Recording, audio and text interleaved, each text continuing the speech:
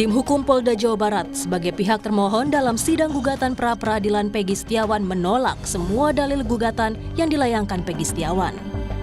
Penyidik yang diwakili tim bidang hukum membacakan dasar-dasar menetapkan Peggy sebagai tersangka yang ditulis dalam berkas sebanyak 42 halaman.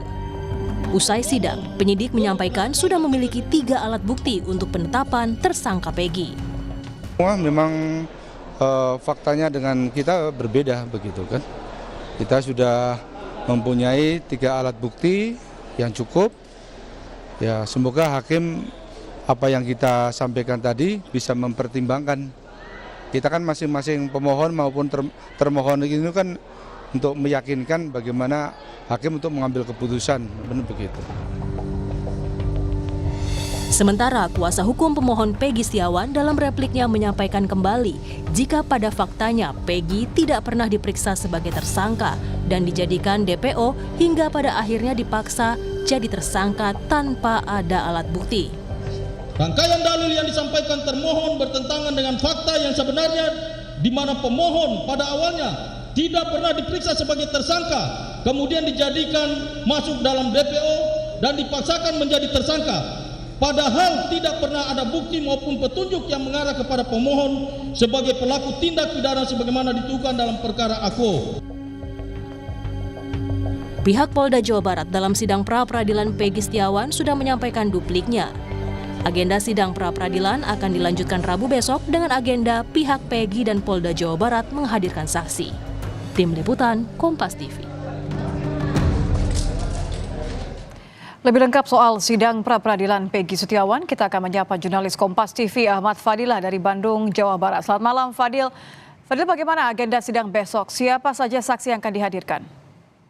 Ya, baik, Nitya dan saudara dapat saya laporkan informasi terkini dari sidang gugatan pra-peradilan yang diajukan oleh tim kuasa hukum Peggy Setiawan, di mana hari ini ada 3 agenda yang sudah dilaksanakan, yaitu mulai agenda jawaban dari tim hukum Polda Jawa Barat atas materi gugatan pra-peradilan, kemudian agenda replik, dan terakhir ditutup agenda tutup.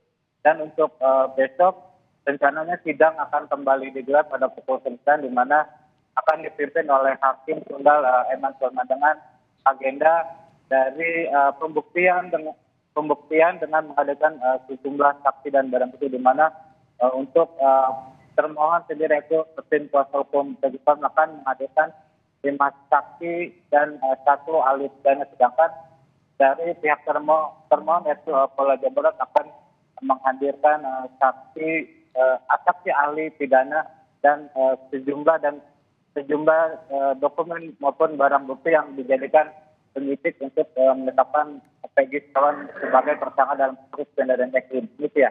Ya, kalau hari ini tim hukum Polda Jabar kan sempat menyinggung peran 2 DPO fiktif. Bagaimana reaksi kuasa hukum Peggy di persidangan?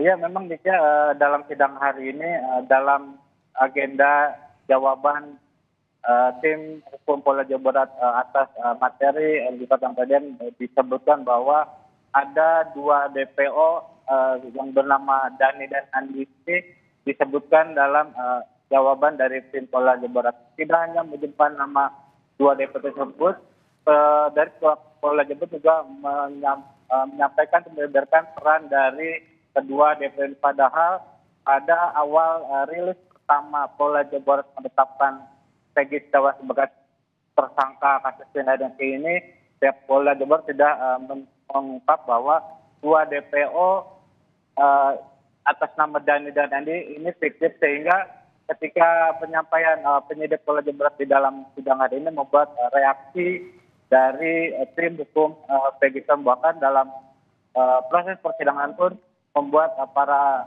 kuasa hukum Peggy Setiawan menjadi takut. Namun ketika saya mencoba mengkonfirmasi kepada tim kuasa hukum Mukhtar Effendi mengatakan bahwa hal ini menjadi lucu ketika pada awalnya penyidik Polda Jawa Barat menghilangkan 2 DPO, tetapi hari ini kembali diucapkan 2 DPO tersebut dengan segala perannya dalam agenda jawaban dari pihak Polda Jawa Barat. Itu ya. Ya, artinya apakah kemudian dari semua yang sudah disampaikan baik dari pihak kuasa hukum Peggy maupun juga dari pihak kuasa hukum Polda, apa saja yang kemudian akan dijadikan pertimbangan untuk esok hari?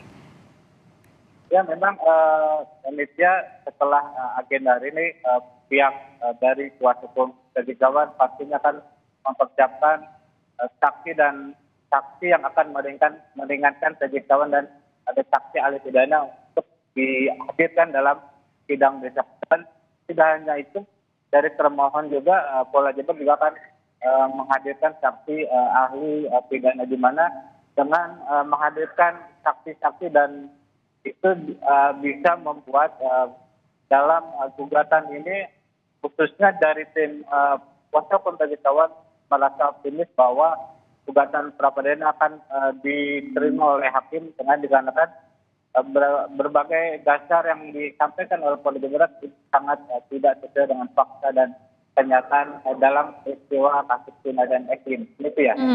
Kuasa hukum Peggy Setiawan sempat meminta untuk polisi menghadirkan dan memproses hukum semua orang yang bernama Peggy Setiawan sesuai dengan kliennya. Apakah sudah mendapatkan tanggapan dari Polda Jabar?